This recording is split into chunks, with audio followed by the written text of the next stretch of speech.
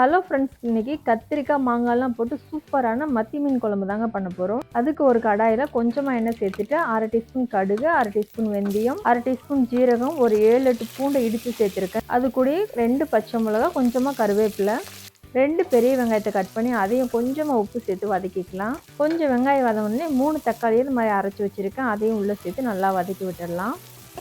தக்காளி கொஞ்சம் வதங்கினோடனே கட் பண்ணி வச்சுருக்க கத்திரிக்காய் மாங்காவையும் உள்ளே சேர்த்து நல்லா வதக்கிக்கலாம். கொஞ்சமாக வதங்கினதுக்கப்புறம் 1/2 டீஸ்பூன் மஞ்சள் தூள், 2 டேபிள் ஸ்பூன் குழம்பு மிளகாத்தூள் சேர்த்துக்கலாம். சேர்த்துட்டு ஒரு வாட்டி கலந்து விட்டுட்டு கொஞ்சமாக தண்ணி சேர்த்துக்கலாம். தண்ணி சேர்த்து கொஞ்சம் காய் வெந்ததுக்கப்புறமா புளிக்கரைசல் சேர்த்துக்கலாங்க. நம்ம தண்ணி சேர்க்காம புளிக்கரைசலே சேர்த்துட்டோம்னாக்கா காய் வேகாமல் போயிடும். குழம்புல பச்சை வாசனைலாம் போனதுக்கப்புறமா நம்ம க்ளீன் பண்ணி வச்சுருக்கிற மத்தி மீனையும் சேர்த்துடலாம். சேர்த்துட்டு இது மாதிரி நல்லா குழம்புல டிப் பண்ணி ஒரு 5 நிமிஷம் மட்டும் நல்லா வேக வச்சு எடுத்துக்கலாங்க. அவ்வளோதாங்க, சூப்பரான மீன் குழம்பு நமக்கு ரெடி ஆகிடுச்சு. இந்த வீடியோ உங்களுக்கு பிடிச்சிருந்துச்சுன்னா நம்ம சேனலை சப்ஸ்கிரைப் பண்ணி சப்போர்ட் பண்ணுங்கள் ஃப்ரெண்ட்ஸ். தேங்க்யூ.